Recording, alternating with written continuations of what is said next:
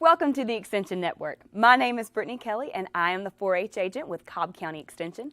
And today I have with me Miss Renee Lemon. She is a part of our Agricultural and Natural Resources Department and she serves as our Master Gardener Coordinator. So Renee, tell me, is it really true that our Cobb County Master Gardeners volunteered over 20,000 hours just in 17 alone? Absolutely. Wow. Over 20,000 hours in 2017. We're the #1 county in Georgia. That's fantastic. So what are some of the projects that our Master Gardeners are working on? They're all over the place. We have community gardens. We just opened a new community garden at Hyde Farm. We're at the Root House. We're in 58 schools. Really? So we're teaching kids how to grow food and grow plants to help our pollinators. That is fantastic. So today we're actually going to talk more about supporting our pollinators and how 4-H specifically can help with that. So this year it is about that time to start promoting our 2018 annual plant sale. And we have a theme this year. So our theme this year focuses specifically on pollinators. And so we've chosen to offer many plants that will benefit our pollinators. But I know our audience is probably wondering, what are pollinators? So Renee, help us out with that. What are pollinators? Well, there's lots of different kinds, but today, to keep it simple, I'm going to just tell you 3 basic categories, which are bees, butterflies, and even birds, which specifically our plants will help the hummingbirds. Oh, I love hummingbirds. That is awesome. So Renee, this is a very exciting time for me. As you know, in March, I'm getting married, and my fiance and I are already thinking about what we can do with our future home and our yard. Unfortunately, I do not have a green thumb, but I am bound and determined to be able to make my home look beautiful and landscape, because that's really something we want to do, is make sure that our home is beautiful. So, and I would love the idea of supporting the 4-H program by purchasing some of the plants from our plant sales, but also helping out our pollinators too, because I would love to attract some of them to our yard. So as I've been looking through our plant sale selections for this year, I'm trying to figure out what's going to work best for certain parts of my yard. So let me start out first with my backyard. My backyard is super shady. We have lots of large oaks, hardwoods, which is nice in the summer. It keeps my home cool, but I'm not sure how that's going to do with, for my plants. So what should I plant in the shade to help me out with landscaping? Well, we've actually picked some really good plants for the shade, and I have a list. Awesome. In the shade, one thing you may want to do back there is create a sitting area with maybe a bench, a little walking path, so it looks like there's some organization back there. And then you can do little pockets of shade plants. So some of the shade plants that we're offering in the plant sale, Japanese painted fern, which is absolutely beautiful. And that's a low-growing, beautiful plant that will bring a little bit of light. It has some white in it, so it'll bring some lightness into that dense shade back there. Helleborus, which is also called Lenten rose or Christmas rose. So can you guess when that blooms? So I'm guessing Christmas, holiday time. Through Easter. Oh, Lenten. Yes. Got it. So that blooms, and the little blooms nod. So to get the full beauty of those flowers, you can plant them up on a hill. And then when you look up on the hill a little bit, you'll be able to see the flower. And they bloom, mine are blooming now, and they'll bloom. The flower, even after it fades, is still beautiful into the summer. So Helleborus is a great choice, and they're not invasive. They don't take over. That's good. I definitely don't want that. They're just, and they're an evergreen, so they're not deciduous. Hydrangea, which is actually, we've picked the oak leaf hydrangea. It likes part shade. A little bit of morning sun is okay. It has beautiful color in the fall when leaves start changing colors. And then those blooms, if you leave the bloom on your oak leaf hydrangea, it makes really good winter interest. So you can leave it there, it turns brown, but it's a really good place for insects and birds to land, and it just adds a little texture to your garden. Then in the spring, you can cut those blooms off. And just cut them back and they'll be fine? Okay. We have Edgeworthia, which blooms in the winter, Fothergilla, and Heuchera. So all those choices can go in the shade. In the shade, and they'll do fine in the shade. And the only one that doesn't bloom is the fern. Okay, It doesn't make a flower, but everything else on our list this year has a flower for the pollinators. That's fantastic. So, all right, got my shade plants together. Now, I know there's got to be a certain time of the year that I plant these. Again, I'm going to get my green thumb this year with Renee's help, but when should I plant these plants? You can plant them as soon as you get them in the spring. Okay. You can also plant in the fall. Okay. Summer is not the best time to plant. Well, it's hot too, right? It's hot, the soil's hot, it's hard to keep things watered. That first year, plants really need to be babied. There's a little phrase that we like to say in the horticulture industry about perennial gardens, and it is the first year it sleeps, the second year it creeps, and the third year it leaps. Oh, I love that. So it takes about 3 years for a perennial garden to really look its best. So when you first plant, it's a baby garden, and that's okay, you know. Now, as far as one thing I want to tell everybody and you, because you're new at this, I'm going to let you get through your wedding, and then we're going to do some hardcore education about Perfect. horticulture. I'm ready. So there's two things you need to know: the difference between perennials and annuals, and the difference between deciduous and evergreen. Okay. So annuals go through their whole life cycle in 1 year, which is annual. So it grows, it blooms, it puts off its seeds to reproduce, and it dies, all in 1 year. Okay. A perennial does its thing, blooms, makes flowers. The foliage dies down because most of them are deciduous, Okay. and it looks like it's gone. But those roots are still alive, and they're getting bigger and still taking up nourishment out of the soil. And then in the spring, all of a sudden, you'll see little coming green. Oh, it's back. magical. So they come back and they get bigger, and you can divide them and share with your neighbor. So, you know, that's the difference between that. Now, deciduous and evergreen. Deciduous loses its leaves. So those are the beautiful fall colors that we see. Exactly. Okay. And that has to do with chlorophyll, and that's kind of getting a little deep. But like oak trees, they lose their leaves. Other trees, like magnolia trees, keep their leaves all the time, and that's an evergreen. Wow, So you have for deciduous evergreen. and ever. Right. I like And speaking it. of soil, I could talk about this for days. It's important to do a soil test. You can get these little bags free at Cobb County Extension Office and follow the instructions. We actually have an instruction sheet that goes with it. Fill it out, put your crop, whether it's fescue, turf grass, Bermuda, blackberries, figs, some of these perennials, or blueberries, which Okay. we'll talk in a minute about blueberries. The pH needs to be different for blueberries. And then when you bring this back in with your soil, it only costs $8. That's not bad at all. It's not bad. We send it to a multi-million-dollar lab at UGA in Athens, and they test that soil for the pH, the nutrients.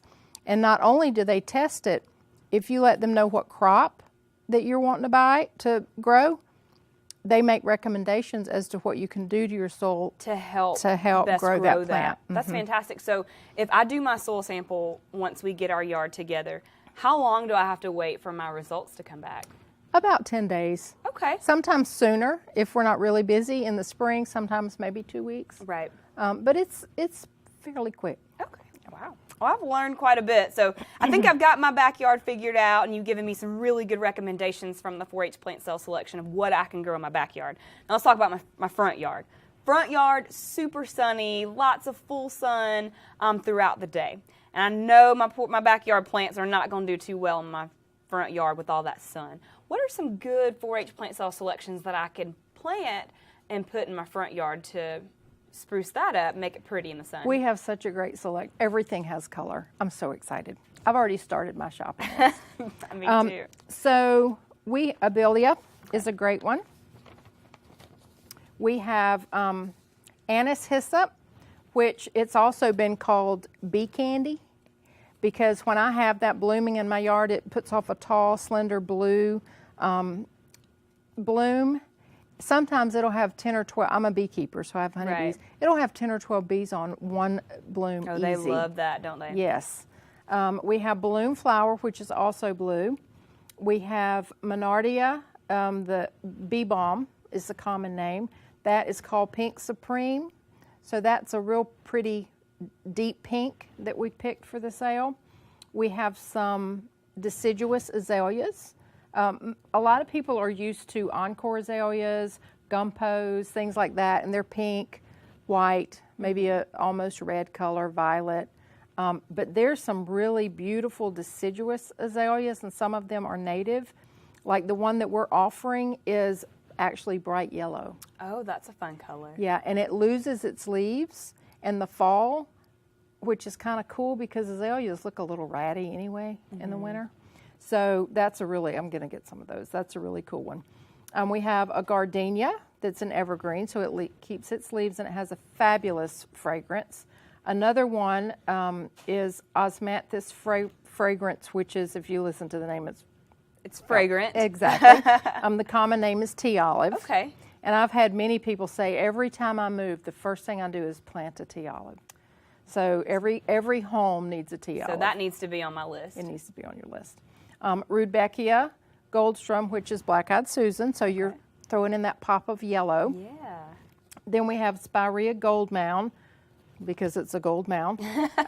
And it's full sun. It is deciduous, so it'll lose its leaves. We have another Spirea Tor. It's got beautiful fall color and little white blooms. We have 2 Viburnum. They're deciduous, but the color is beautiful in the fall. Snowball Viburnum, which makes a bloom that looks like a snowball. And then Mohawk has a whitish bloom, but it has pink and red tinge to it. Fun. That's very good. So, we've talked about our sun plants. We've talked about our shade plants. Now, I know you were educating me earlier with the annuals versus the perennials and the deciduous versus the evergreen.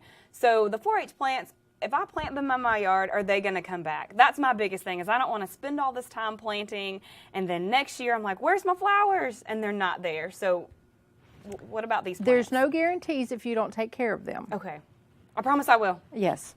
But as long as you tend to them that first year, make sure they get the right amount of water, which is about 1 inch a week. Okay. You can get a rain gauge, so if we've had lots of rain, no need to water. If we go weeks and weeks with no rain, you need to, get that irrigation system going or pull out your garden hose. But these are all perennials. Good. So no annuals. That means they're coming back. So I get my first, second, third year staying going. That's right. Very That's good. Right. Love that. So another thing I want to look at is I have a lot of holiday guests. My fiance has a very large family. My family likes to come over, especially during the winter time, and I don't want my yard to look sad during the winter. I want it to look nice. I want it to be very welcoming.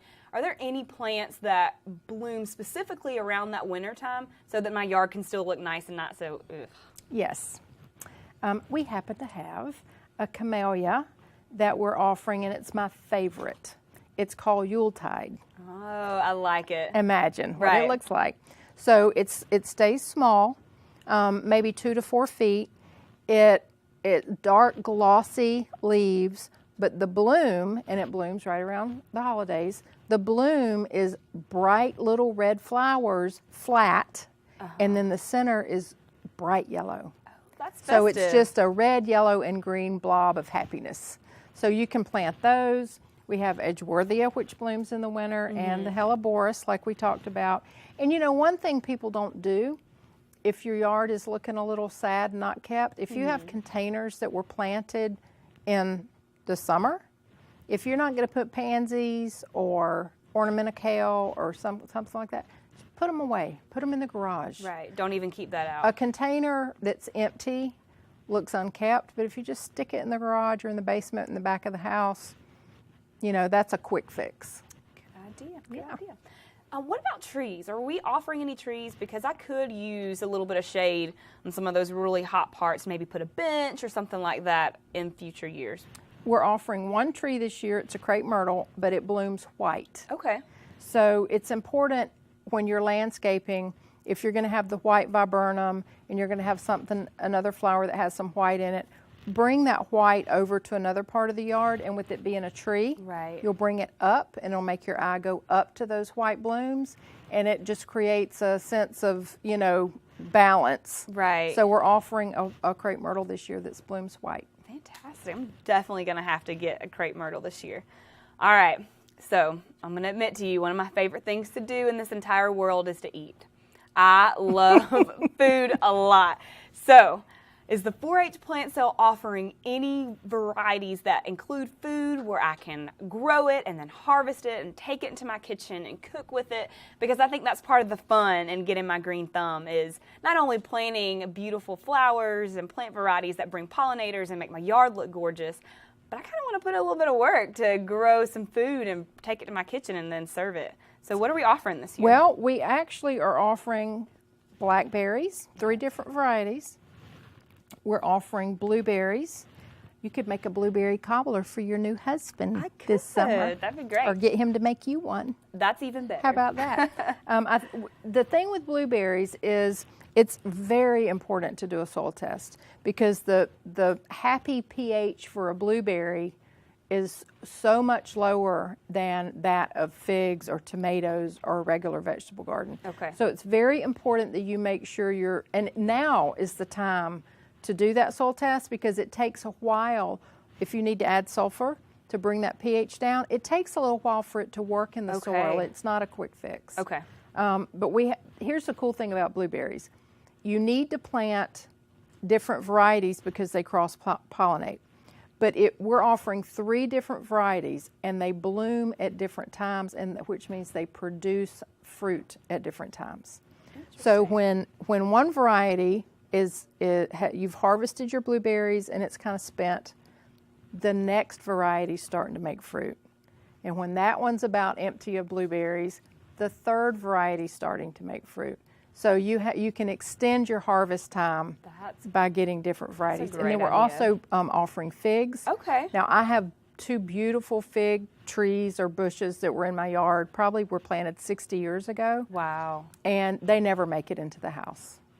I'll go harvest figs, eat them while I'm walking to the mailbox. I'll share with my dog, and we just eat right off the bush. That is fantastic. See, I want that in my yard, so I definitely will pick out some of these varieties, which is awesome.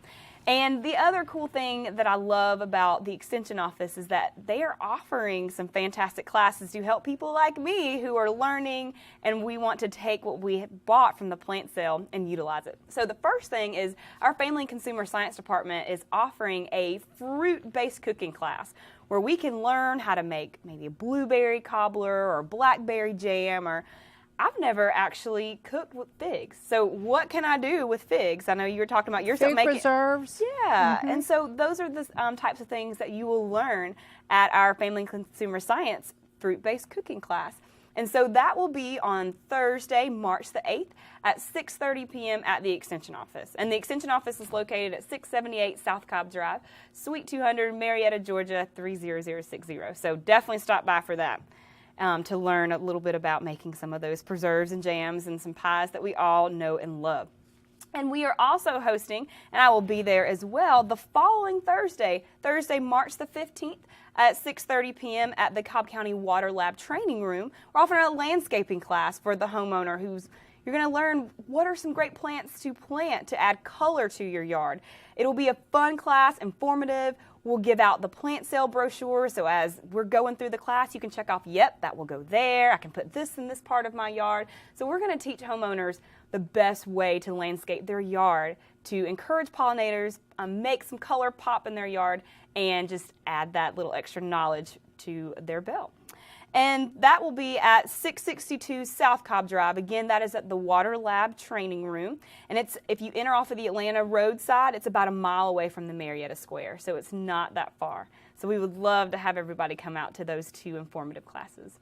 And then finally, the big thing. Renee, you've told me a lot about some of the plants, but how do you order them? I can tell you.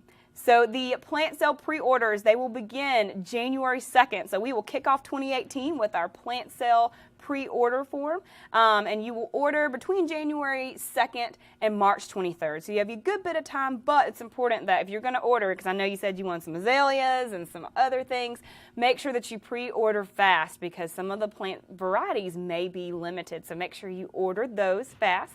And so where would you find that order form? So finding that order form, you can find it in one of 2 ways. stop by our office at 678 South Cobb Drive. Come see us. We will have paper versions of the order form. You can order right there. You can come pick up your plant, your soil sample bag, so you can go ahead and knock that out. And then you can go ahead and pre-order. And so we are finally, in 2017, we take credit cards, so that's super exciting. So you can come by and do that, and we, of course, we do check, cash, and money order. But let's say it's more convenient for you just to mail that in. You can find our plant sale brochure online in 2018. If you go to ugaextension.org/Cobb and you go under the 4-H tab, and you will be able to find the plant sale brochure online. And you can mail that in, and you can send in a check or a money order online. So you can do it that way if you mail that in. So that's one way to do that. And so now that you pre-ordered, when do you pick up your plants? And that's a big thing. And that's going to be on Saturday, April the 7th. It'll be from 9 a.m. to 1 p.m. at Jim Miller Park. So you'll get to come out. Renee will be there and meet our master gardeners, and they will have lots of information and brochures and pamphlets. I know I will be picking up some of the informational pamphlets to help me out in my yard. And then you also get to meet some pretty awesome 4-H'ers who will be out there helping put the plants in people's cars and get all of your order packaged. And the big thing is helping the 4-H program. It's going to a great cause. It's helping us with educational programming, summer camp scholarships, you name it. We're out there trying to help the Cobb County youth, and this plant sale is going to help us do just that.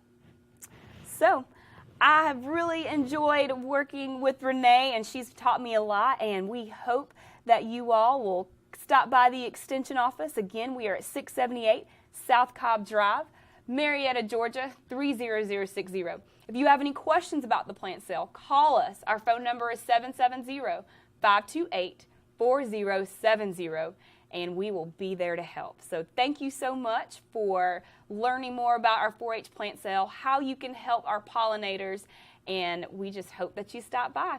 Thanks for joining us on the Extension Network.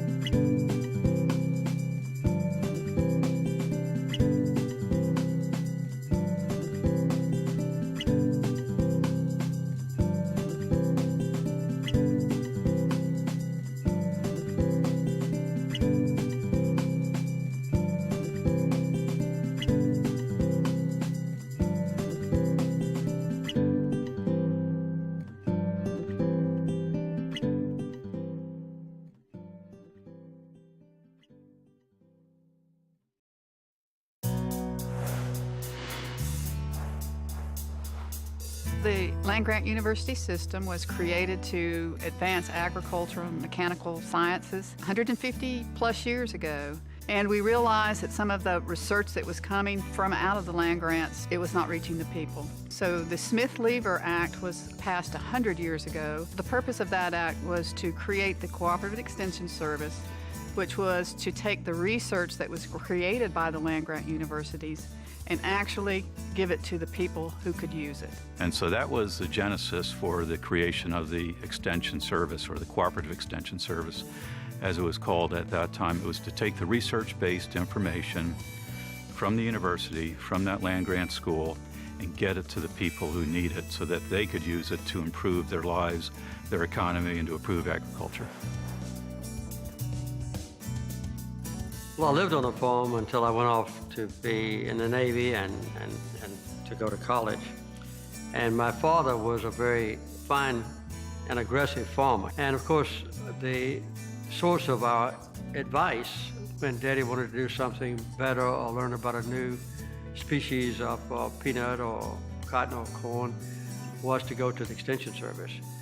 And they gave him whatever advice he needed. And it was just like a constant source of inspiration and advice and counsel, and sometimes correction when he was doing something wrong. And as I grew older and when I came back from the Navy and spent the next 17 years as a full-time farmer, I saw firsthand the great value of what the Extension Service offered to everyone in our county, not just farmers, but everybody in the merchants and others who did business with farmers and depended on agricultural income.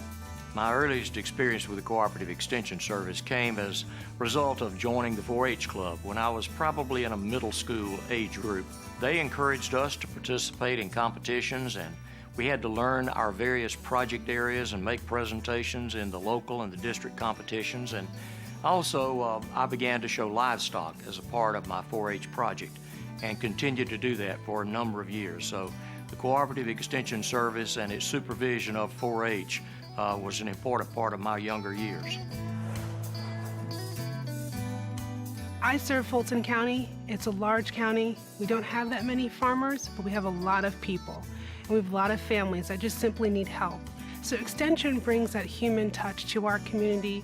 We answer the questions directly. We give it to you in a manner that you can understand and you can use, and you can apply it immediately. So Extension is kind of like that friend next door. You may not talk to them every day, but you're really glad that they're there. One of the advantages that we have is that we're always on the cutting edge of the newest information, the newest research that's coming out of the University of Georgia. And we are a direct source that our clients can come to find that information. We're a filter for that information, and we are able to explain it in a way that people can use it for practical everyday application, whether it's on the farm, in their families, or in their communities.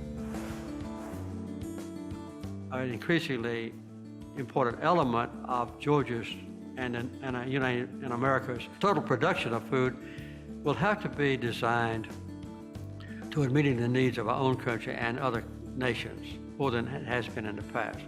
So I think the gamut of influence of Extension Service I don't think has been minimized in recent modern days, but I think the opportunities to expand their influence has been greatly increased now and I believe in the future.